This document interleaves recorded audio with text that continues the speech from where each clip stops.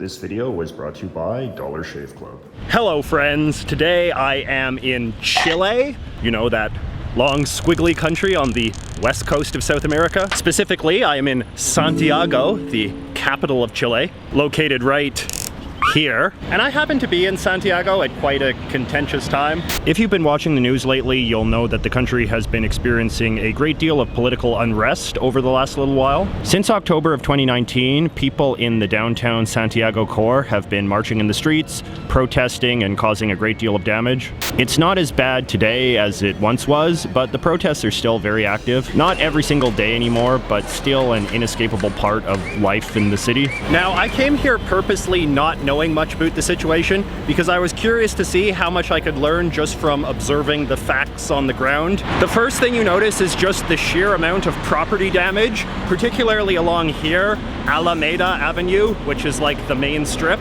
This has been the main area for the protests for a while now, and it's really taken a very visible toll. A ton of the businesses that would ordinarily be operating along Alameda Avenue are now permanently closed up, and there's a ton of broken windows and torn up pavement and enormous amounts of graffiti. And then every Friday, the protesters all congregate here and host a sort of combination mass civil unrest / street party. It's really quite wild. Now, the obvious question is why? Why have things gotten to this point? Luckily, the existence of so much graffiti helps answer the question. After all, if we believe this to be a legitimate people's uprising, then it would make sense to listen to what the people themselves are saying. A lot of the political slogans you see everywhere are quite diverse. There are feminist slogans, communist slogans, vegan slogans. But by far, one of the most consistent themes is anti-police stuff, particularly anti-police brutality. A lot of the protesters have been badly hurt by the cops during the course of the protests, so much of the propaganda has a severe anti-cop message. One of the most reoccurring motifs is stuff about eye injuries. This is because there have been a number of high-profile incidents in which protesters have been hit in the eye with things like rubber bullets or tear gas canisters. This fellow is also a very common symbol. He's a young Aboriginal man who was killed by the police in what many believe was a completely overzealous Michael Brown type situation. And much like Michael Brown, his memory has become a symbol of racialized injustice at the hands of the police. The plight of Chile's indigenous peoples in general has become rolled into the protests more broadly, and you can often see the flags of Chile's various Aboriginal communities. This guy shows up a lot too. He is the conservative president of Chile, Sebastián Piñera. His various underlings are popular targets as well. President Piñera is usually presented as a thief, a criminal, a rich plutocrat, a guy who is running a sinister government entirely for his own benefit. But the most important slogan, I think, is this one here: for 2020 with dignity and a new constitution. Now, one of the main things that most people know about Chile is that it was once ruled by this guy, General Augusto Pinochet. Pinochet was one of the 20th century's most infamously vicious dictators, but he was also unusual among dictators in that he had a fairly large community of defenders who were willing to claim that he was good, actually. Pinochet came to power in 1973, overthrowing this guy, Chile's first socialist president, Salvador Allende. Allende was suspected of being a Soviet and Cuban asset, and he was to some degree. So in the context of the Cold War, his overthrow and death was welcomed by conservatives all over the place as something good, something that had saved Chile from communism. Pinochet played along with this and governed as a pro-capitalist right-winger in a way that was way more ideological than many other dictators of his time. He famously recruited top economists from the University of Chicago to help him run the economy according to good American-style free market principles. And here is what the New York Times said happened next. The end of the Pinochet dictatorship in 1990 came with an implicit caveat. Military rule would end, but the socialist policies of Salvador Allende would not return. Subsequent governments preserved the extreme laissez-faire economic system imposed in the 1970s and 80s. Pinochet never faced any real consequence for the brutal things he did as dictator, and although he had become quite personally unpopular by the time he died in 2004, the ongoing strength of Chile's economy helped validate the Pinochet years to some degree. But over the last decade, Chile's economic growth has slumped, and wages have stagnated as the cost of living has has increased. In many cases, it's just been minor things, an increase to transit fees here, a hike in healthcare premiums there, but it all adds up. And eventually, a sort of broad disillusionment set in, an idea that Chile was not, in fact, a very well-run country with a fantastic economy, and that all of the conventional wisdom their society had been operating under for at least the last 30 years was just a lot of BS. This caused a new conventional wisdom to emerge, a conventional wisdom that posits Chile as a very backwards and unequal society,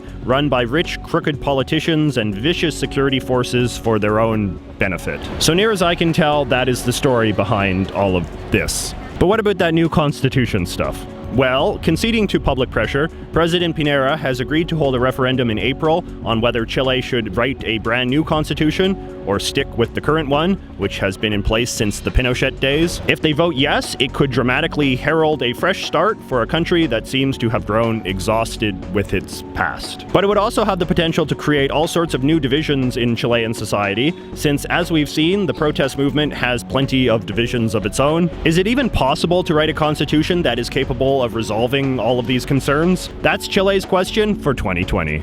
All right, now let us have a short word from this video's sponsor, Dollar Shave Club. Now, when I am off gallivanting around the world on these adventures to exotic foreign lands, what is the one thing I must always remember to pack? That's right, a razor. Because otherwise you start to look like I am starting to look right now, which is to say some sort of scummy backpacker who just rolled out of the hostel. But this time I'm actually looking forward to my travel shave because I have brought with me my Dollar Shave Club razor along with my various Dollar Shave Club shaving accessories. Dollar Shave Club razors are incredibly high quality with a solid metal body and an amazing 6 blades for the sharpest, smoothest shave I think I have ever had. And they also have this stuff, which is shaving butter, which is an alternative to shaving cream that I have honestly come to prefer.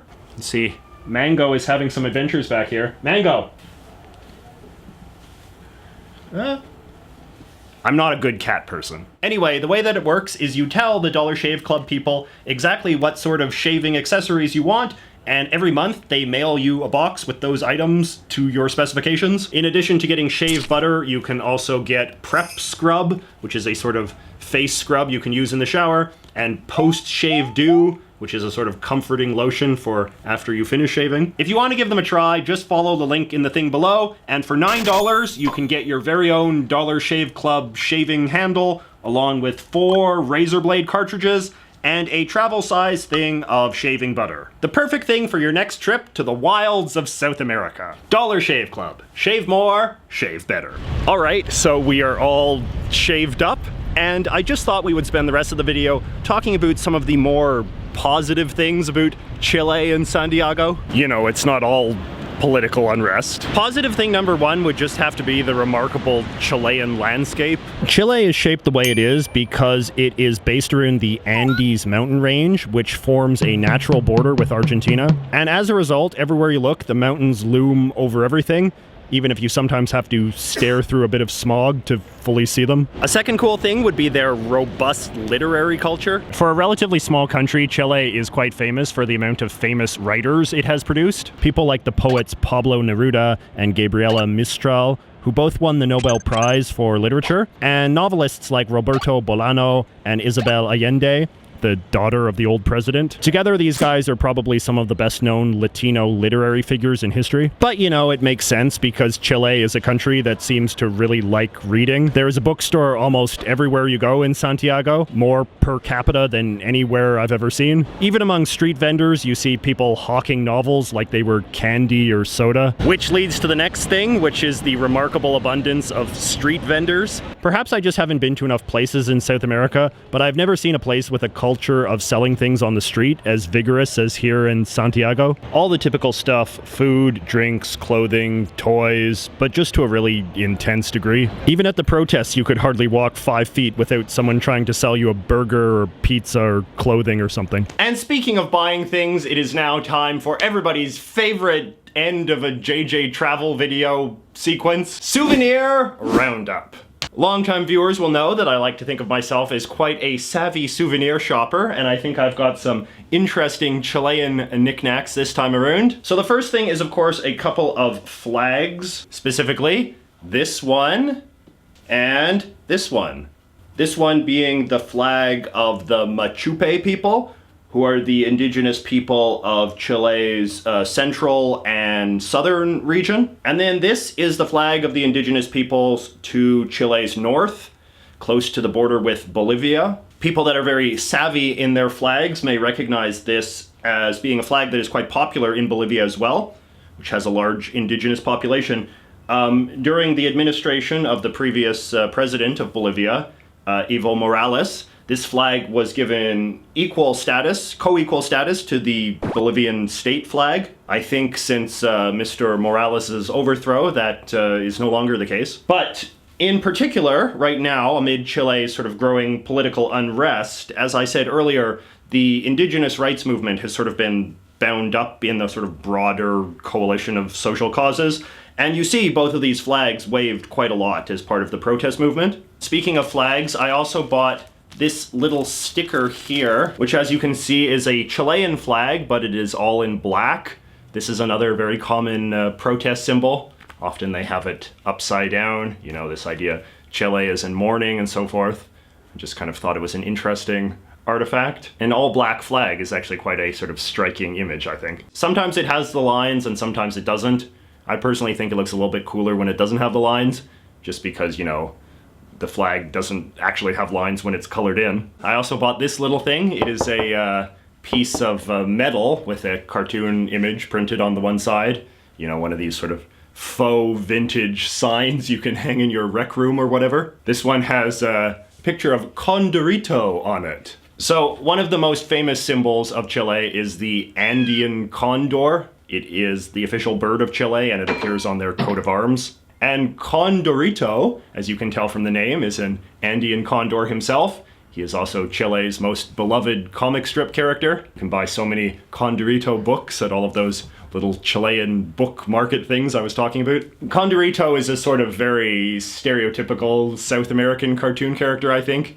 You know, from what I've been able to tell, a lot of the punchlines involve him, you know, leering at women and getting into trouble of that sort. The big sort of cliche thing that Chilean people all associate with Condorito is these very sort of corny punchlines in which someone falls over in the final panel. This sort of image of the 2 feet and like, oof, is like a very sort of iconic Condorito cliche, and by extension, a sort of Chilean cliche. So of course I had to get some sort of Condorito artifact while I was here. And talking of artifacts, what could be more of an artifact than one of these guys? This is of course one of the famous heads from Easter Island. A lot of people do not realize this, but Easter Island is part of Chile. I didn't go there on this particular trip because it is actually very far from sort of mainland Chile. Most Chileans consider it like a big trip unto itself. It's sort of like almost like going to another country, really. I was surprised to learn that Easter Island is actually quite a sort of thriving community. You know, there's lots of people that live there, there's shops and lots of things to see and do. It's a real sort of tourist attraction. It's not what I had imagined, which was basically a kind of floating Stonehenge, you know, just like some sort of isolated island with absolutely nothing on it except for a couple of statues of giant heads. I thought it was just the kind of thing that, you know, take a ferry to and check out and then immediately go back. But no, it's actually a holiday destination in its own right, of which looking at the giant heads is but one of many things to see and do. When I was in Japan, the Japanese were very fascinated by these things, because the Japanese tend to be very obsessed with sort of indigenous artwork around the world, including their own. This is the reason why you see these guys in a lot of video games.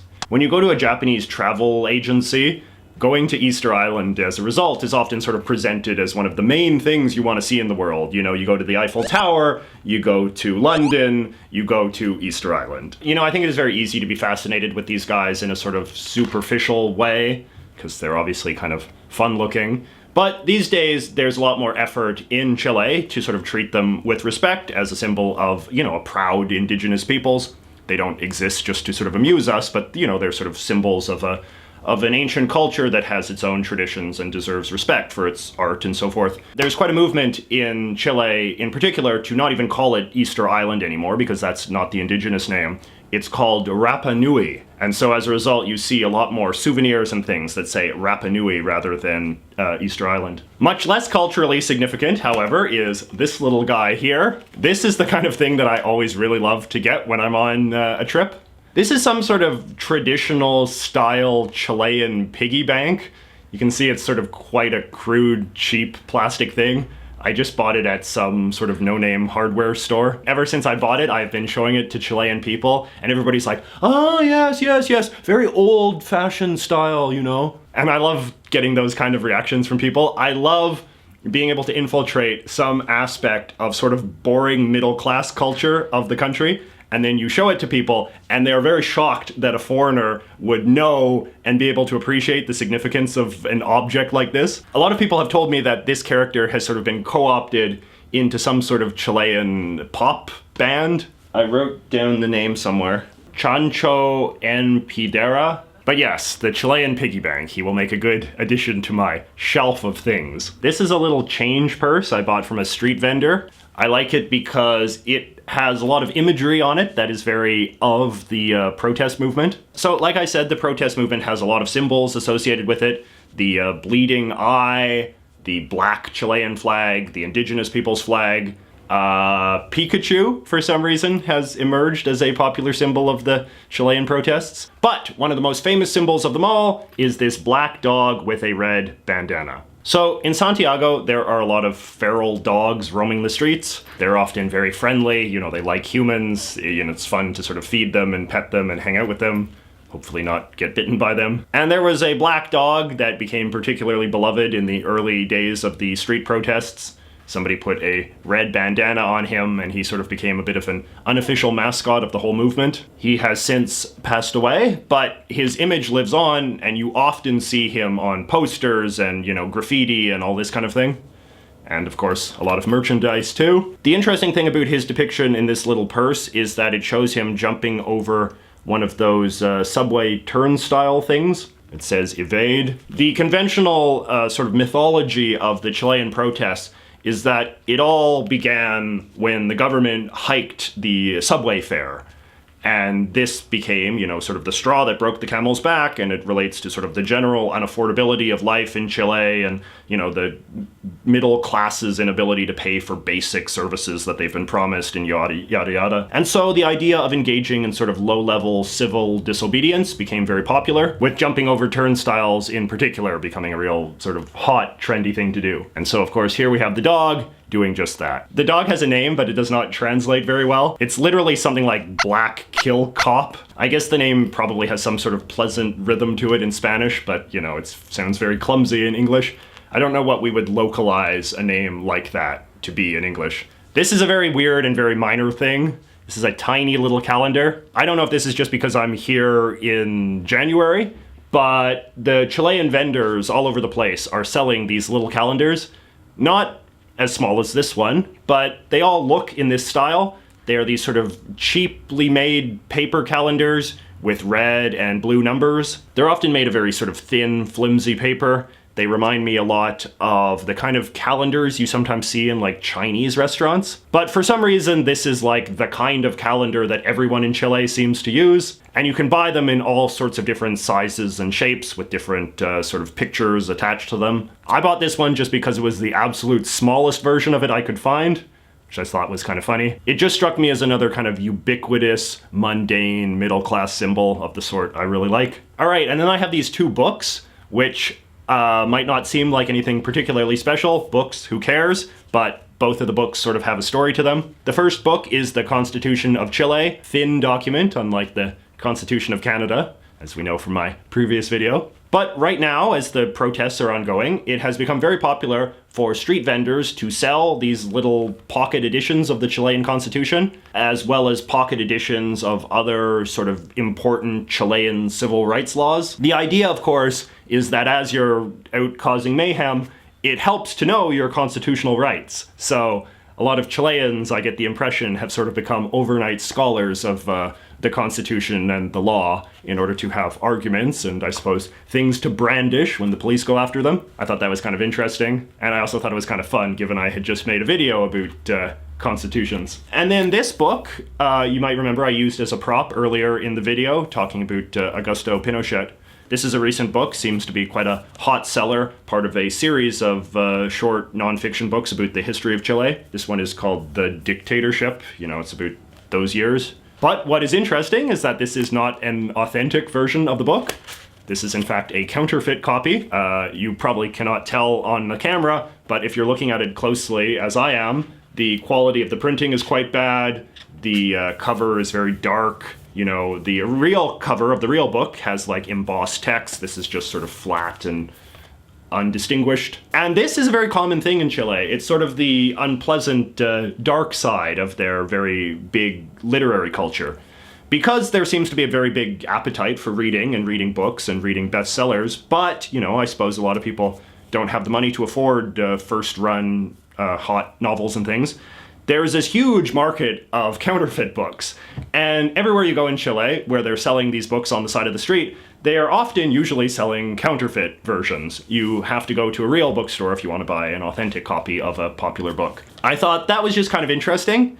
It's kind of impressive and kind of not at the same time. You know, it's very nice that the Chileans have this culture in which reading is very respected and everybody wants to read and be up to date on the latest bestsellers. But, you know, it's also kind of unfair to the authors that people are often reading counterfeit versions of their novels, which, you know, they're presumably not making any money from. So yes, that was my trip to Chile. I hope you enjoyed hearing about it. Very interesting country, Santiago, very interesting city.